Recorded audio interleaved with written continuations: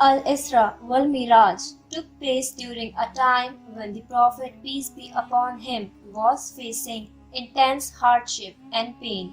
The Quraysh, who were his tribe and his family, constantly ridiculed, humiliated, and oppressed the Prophet, peace be upon him, and his followers.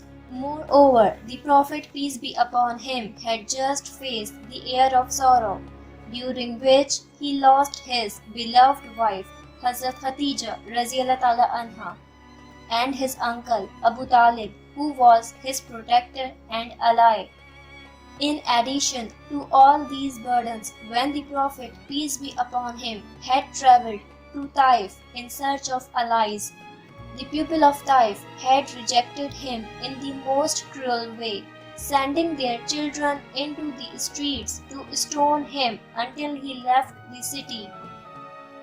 Having gone through so much grief and suffering, the Prophet Hazrat Muhammad, peace be upon him, was given a truly beautiful and comforting gift. He was transported not only to the sacred sanctuary and through the skies, but ultimately into the divine presence, the source of all comfort and hope. One of the most important lessons of Al-Isra Wal-Mi'raj, therefore, is that with every hardship there will be ease. When the Prophet Hazrat Muhammad, peace be upon him, was sleeping in the Hijr, the angel Hazrat Jibreel alayhi salam came and woke him up and led him to the white beast named Burak. The Prophet, peace be upon him, mounted this otherworldly creature and they began to fly towards Al-Quds. At several points along the journey, Hazrat Jibreel alayhi salam stopped Burak and told the Prophet, peace be upon him, dismount and pray. The first stop was at the place of immigration, that is Medina. The second stop was at Mount Sinai, where Allah revealed to the Hazrat Musa alayhi salam. The third stop was at Bethlehem, where Hazrat Isa alayhi salam was born. The fourth stop was the grave of Hazrat Musa alayhi salam, a stone's throw from the sacred land below the red sand hill. Finally, the Prophet, peace be upon him, reached Al-Masjid Al-Aqsa. Waiting inside were all 124,000 prophets. Hazrat Jibreel alayhi salam led the Prophet, peace be upon him, to the front, and he, peace be upon him, led them all in prayer in this blessed space. Allah then ascended the Prophet, peace be upon him, from the dome of the rock through the skies, where he not only saw many miraculous sights and numerous angels, he also met many of the past prophets. Along the way, he, peace be upon him, was greeted with excitement and delight, as his arrival had been much anticipated.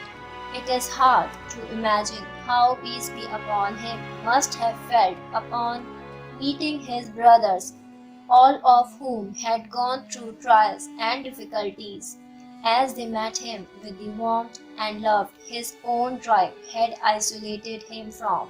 After all the hardships that he, peace be upon him, and his followers had been tested with, the Prophet was now witnessing countless beauties of paradise, which he would later narrate to his companions. At the end of this journey, he was brought into the divine presence, the ultimate source of strength and relief. It is impossible to imagine the beauty of this scene or how honored and humbled the Prophet, peace be upon him, must have felt.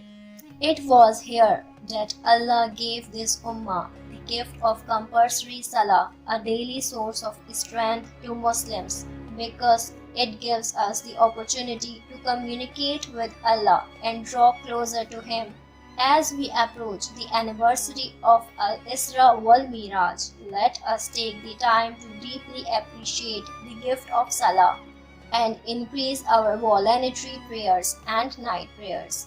Finally, the Prophet, peace be upon him, was taken back down to Al-Aqsa and returned to Makkah as he was transported home.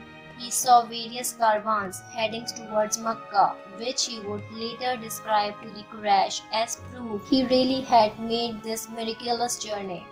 The entire journey had taken place in less than a night, and there were many who would mock the Prophet, peace be upon him, for making such a claim. For the Muslims, however, the story was a source of wonder and hope, as it continues to be for us today. On this night, the best of creature, peace be upon him, was given the honor of traveling to paradise and being welcomed into the divine presence. And both the Muslims on earth and the residents of the heavens were amazed and delighted by the event. Yes, it is truly an incredible story.